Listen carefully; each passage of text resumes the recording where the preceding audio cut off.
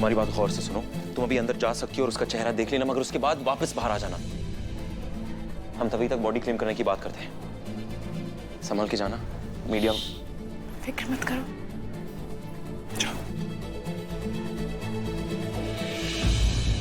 कबीर, तुम लोग दोनों यहाँ क्यों आए हो? घर से पता चला तुम दोनों यहाँ तो सीधे यहाँ पहुंचे। क्यों, ऐसी क्या बात हो गई? बात बहुत संगीन है कबीर। ये देखो क्या चल रहा है सोशल मीडिया पर। ये अफवाह फैलाने वाले को ना तो फांसी दे देनी चाहिए। हम तो कुछ भी लिखते यार। तुम लोग ज़ारा के पास जाओ, हम इंस्पेक्टर पांडे से बात करके आते हैं। जाओ जल्दी जाओ, अंदर है वो। भाई इन हालात में हमें जो ठीक लगा हमने किया। जहां तक हमारी समझ है, इसके बाद कबीर ज़ारा को तलाक दे देगा और इसके बाद काजी साहब और उनकी बेटी की शोहरत इस कदर खत्म हो जाएगी जैसे कि कभी थी ही नहीं। लाजवाब चाल चली है आपने। आप इसे चाल कहिए, जो भी कहिए इमाम साहब, बेटे को शहर काजी बनाना है तो हाथ पर हाथ धरे बैठा नहीं जा सकता। कुछ तो करना ही पड़ेगा। देखिएगा ये पैगाम कैसे शहर भर में फैलता है कि नीलोफर की मौत ज़ारा की लापरवाही की वजह से हुई। अब देखिए ना शाहबाज भैया, पहले के जमाने में क्या होता था कि एक झूठ को अगर चीख चीख के बोला जाए तो लोग उसे सच मान लेते थे। पर आज चीखना तो दूर, बोलने की भी जरूरत नहीं है। बस एक बार झूठ को लिख दो, अब फिर देखो लोग उसे सच मानने लगेंगे और दूसरों तक पहुंचाने भी लगेंगे। कुछ दिन में इतना फैला देंगे कि आग की तरह चारों ओर फैल जाएगा। आपके कदम से हमें ऐसा महसूस हो रहा है जैसे हमें खुशहाली मिलने वाली है और बहुत जल्द सब कुछ ठीक हो जाएगा। बेशक इमाम साहब, ठीक कैसे नहीं होगा। वैसे सुनने में आया है कि इस नीलोफर केस की तफ्तीश जो इंस्पेक्टर कर रहा है बहुत ईमानदार है। हम देखेंगे उसे कैसे काम में लिया जा सकता है। इम्तिहान लेंगे उसकी ईमानदारी का। समझ में नहीं आता कि उसकी मौत आखिर हो कैसे सकती है। रिपोर्ट्स भी सब सही है और लगातार हालत में भी सुधार हो रहा है। फिर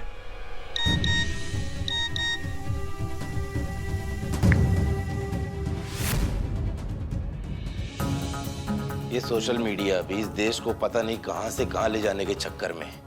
जिसके जो मन में आ रहा है बकता चला जा रहा है। Excuse me. हेलो, अस्सलाम वालेकुम।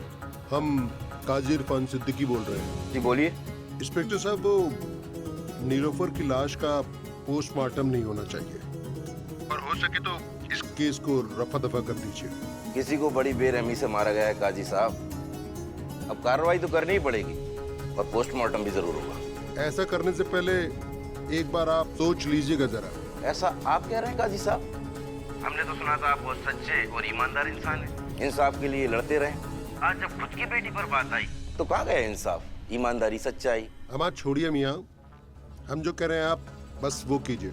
आपका इनाम आपको मिल जाएगा। आप समझ रहे हैं ना हम क्या कहना चाह रहे हैं? आप जैसे बड़े लोगों को लगता है पुलिस को रिश्वत देकर खरीदा जा सकता है। तो एक बात कान खोलकर सुन लीजिए काजी साहब, अगर आप शहर के काजी हैं तो हम भी शहर के इंस्पेक्टर पांडे हैं। अब आप देखिए हम कार्रवाई को कहां से कहां लेकर जाते हैं।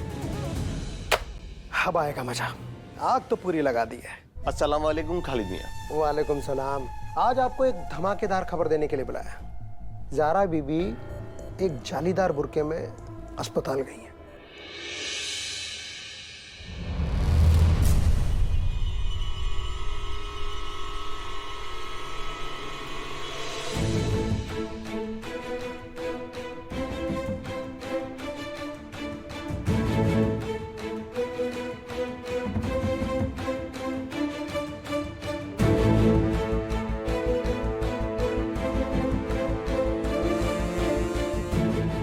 हो सके तो मैं माफ करना। हमसे बहुत बड़ी गलती हो गई है। अगर हम तुम्हें हॉस्पिटल जाने के लिए आए थे लेकिन तुम वहाँ नहीं थी, तभी हमें एम्बुलेंस की आवाज आई और हमें लगा कि तुम्हें हॉस्पिटल ले गए। हाँ कभी हम बस आ रहे हैं। लेकिन जिस काम के लिए तुम्हें छोड़कर गए थे ना, वो हो गया। आबिदा की जिंदगी बच गई, उसकी जान बच गई और देखना इसे इंसाफ भी मिलेगा। माफ कर देना।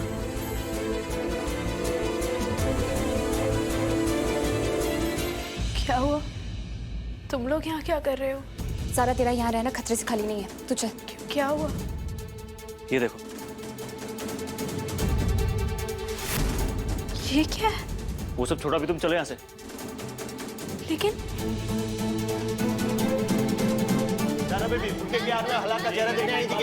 हम जानते हैं कि इस बुरखे के पीछे आप हैं। मैडम पर्दे के बाहर आ गए, आपको बताना पड़ेगा। आप लोग हटिए। नीलोफर की मौत कैसे हुई मैडम? हम भागेंगे नहीं।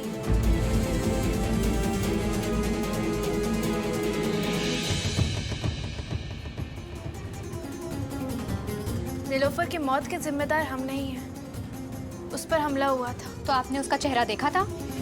जी नहीं। अगर आप उसे हॉस्पिटल ले जाती और उसे मेडिकल ट्रीटमेंट मिल जाती तो शायद वो बच जाती थी, लेकिन आपको तो शरिया कोर्ट जाने की जल्दी थी। पर इंसानियत का तकाजा कहता है अस्पताल नहीं तो पुलिस को तो इन्फॉर्म कर देती। ज़ारा बीबी, आपने जो कुछ भी किया है ना तो उसे कानून माफ करेगा और नहीं अल्लाह। आप अगर जनाब, आप ये बेकार के इल्जामात लगाना बंद कीजिए। बंद किए देते, लेकिन हमें तो ये पूरी सोची समझी चाल नजर आती है। क्या बकवास कर रहे हैं? सच जानना चाहते हैं? बस सच। तो सबसे पहली बात, सनसनी फैलाने के चक्कर में आप लोगों को गलत सलत खबर देना बंद कीजिए। और रही बात सच की, तो आपके सामने इंस्पेक्टर पांडे, तहकीकात करने के बाद सच खुद ब खुद बाहर आ जाएगा। सच तो ये है कि नीलोफर मैडम को जब अस्पताल लाया गया तब तक वो जिंदा थी। डॉक्टरों के हिसाब से उनकी हालत में सुधार हो रहा था और 12 से 13 घंटे के अंदर वो होश में आने वाली थी। लेकिन फिर अचानक से उनकी दिल की धड़कन रुक गई। आई थिंक किसी ने उनका मुंह इसलिए बंद किया है ताकि सच सामने ना आ सके। अब जब तक पोस्टमार्टम रिपोर्ट सामने नहीं आ जाती तब तक हम कार्रवाई को आगे नहीं बढ़ा सकते हैं। लेकिन हाँ, तब तक मैं आप लोगों को इतना भरोसा जरूर देता हूँ कि कातिल कोई भी हो बहुत जल्द पकड़ा जाएगा, और कितना भी बड़ा क्यों ना हो उसे सजा जरूर होगी।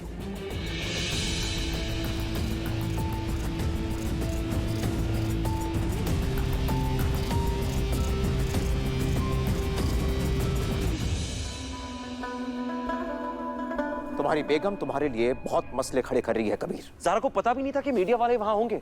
ज़ारा तो सिर्फ वहां गई थी नीलोफर का चेहरा देखने एक आखिरी बार। अबू बस इतनी सी बात है। आपके बेटे का यकीन कीजिए कि ज़ारा बिल्कुल सच कह रही थी, वहां कोई झूठ नहीं था। किस सच की बात कर रहे हो तुम? तुम्हारे सच, ज़ारा के सच या हमारे सच?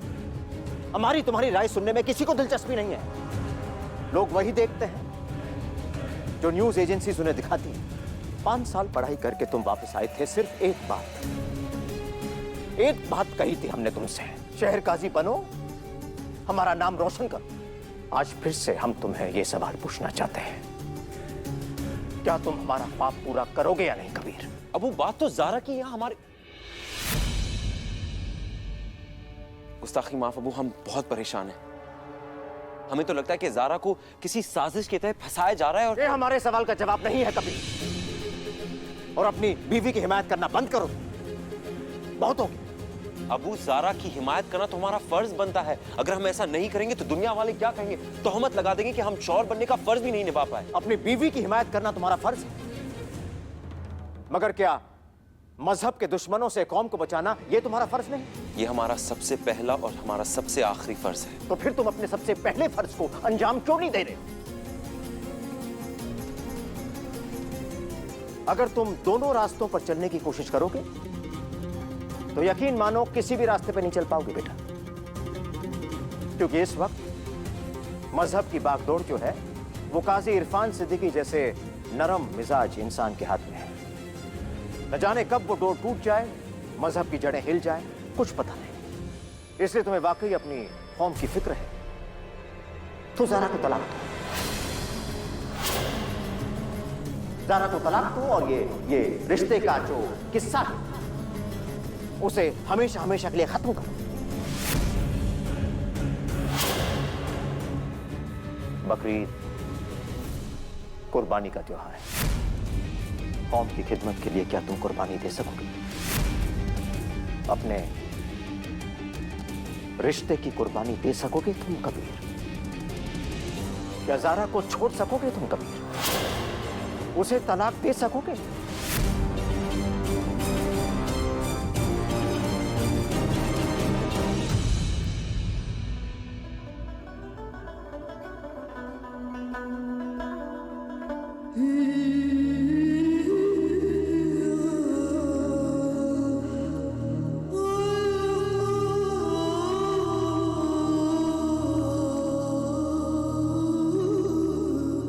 या अल्लाह, हमारी वजह से कबीर को खूब सारी मुसीबतों का सामना करना पड़ा, लेकिन आज ईद के दिन हम कबीर को खुशियों का तोहफा देना चाहते हैं। हमारी ये दुआ कबूल कीजिए, आमीन।